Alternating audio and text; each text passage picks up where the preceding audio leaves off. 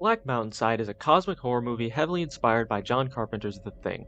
This is a budget film that had a budget of, to quote the director, not a lot more than 30 grand. In this film, an archaeology crew are stationed at a dig site in northern Canada where they dig up several artifacts and a structure that seem far too old for the location.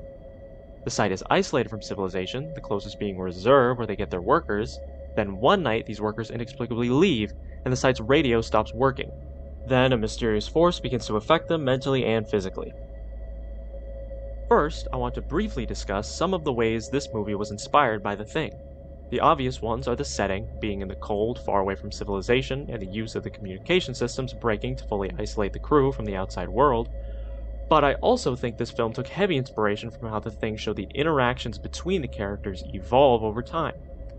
Initially, the crew members are friendly with each other, but over the course of the movie, as the seclusion sets in, and the cosmic horror entity begins to affect them, they become much more paranoid and aggressive towards each other, so much so that they even threaten to kill each other. Now, I want to talk about some of the cosmic horror themes this movie explores, starting with forbidden knowledge and the keen observer. The archaeologists, Francis and Professor Olsen, act as the keen observers. Something is not as it seems at the dig site and they want to continue studying it, and their search for knowledge, they end up releasing an entity. Here's a scene that I really like, where they begin to discover that something went wrong in the ancient civilization they're studying. Now this is our youngest piece by about 100 years so far. Now, if you look here, these resemble people, but what's strange is that they're disfigured. And all the other pieces, their portrayal of people, it's fairly accurate. They're standing up, arms, legs, heads, but that's not the case in this piece. Finally, I want to discuss the cosmic horror entity or entities in this film and how this film presents the unknown. To give some context, initially the crew members show signs of general illness, which is at first determined to be the flu. And one crew member, Drew, starts showing signs of schizophrenia and begins self-mutilating. The first sign that something supernatural is going on is in this scene, where the intern's arm starts bubbling and possibly moving on its own, and they are forced to cut it off. However, we then stop hearing about Drew and the intern for a while, and in this time we are introduced to what I consider to be the main cosmic horror entity. This is what is referred to throughout the movie as the Deer God. We never get a great look at this Deer God. Most of the shots are either very dark or very far away, but we do hear its disembodied voice telling the crew members to look for the entity or to kill the other crew members.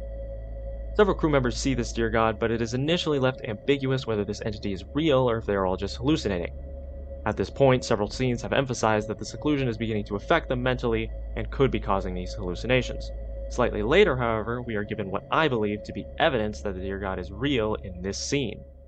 There's no question that this site was extremely important to them. Probably a place of worship. Right, like a shrine. Right. Now, one recurring theme in a lot of these pieces is the deer. This deer god is very important to them. Maybe a creator god like a Kukulkan in Mayan or Iacatla in Aztec religion. Considering multiple crew members have seen this entity and it was depicted on some of the artifacts, I believe this confirms the existence of some ancient being that they disrupted by digging at the site. So far, I think the development of the unknown has been done well, but then we are given some weird information after the crew finds Drew dead to suicide and the doctor performs an autopsy where they discover this. I ran some tests on the tumors that were forming under his skin. The cells aren't human. What are they? They bear similarity to the cells of a cephalopod.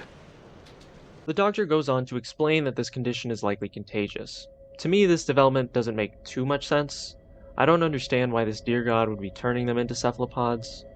It does somewhat coincide with the detail of the deformed drawings on the artifacts, but it's never elaborated on or expanded further. To be honest, I suspect the cephalopod detail was added as an homage to the Cthulhu mythos, but there is no explanation given to connect the Cthulhu mythos and the deer god. Instead of an explanation, we are given something that feels more out of place. Come, circa volus.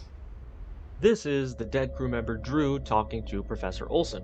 Before I clarify what Drew said, I want to mention that Professor Olsen is one of the most important characters in this film, which makes me think that the information revealed to him would be crucial.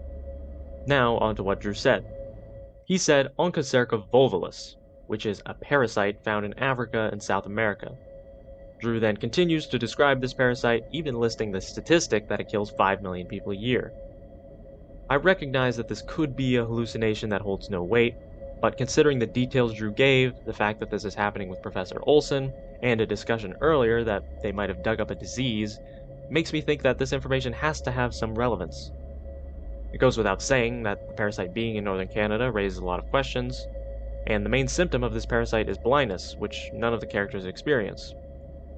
If this isn't a hallucination, I can't seem to come up with an interesting interpretation that both explains a crew member coming back from the dead and the presence of this parasite. Without spoiling the ending, which doesn't explain much, this is about all the development of the unknown that occurs. Overall, I don't think this film achieves the right balance of providing information about the unknown. It's a hard balance to reach, ensuring the viewer still has that fear of the unknown, but is also capable of determining one entity to be afraid of. Realistically, I think the Deer God is meant to be the main entity of this film, and I actually enjoyed the scenes with the Deer God affecting the crew. But I think that the addition of this cephalopod disease and the possible implication of a parasite take away from the cosmic horror of the Deer God.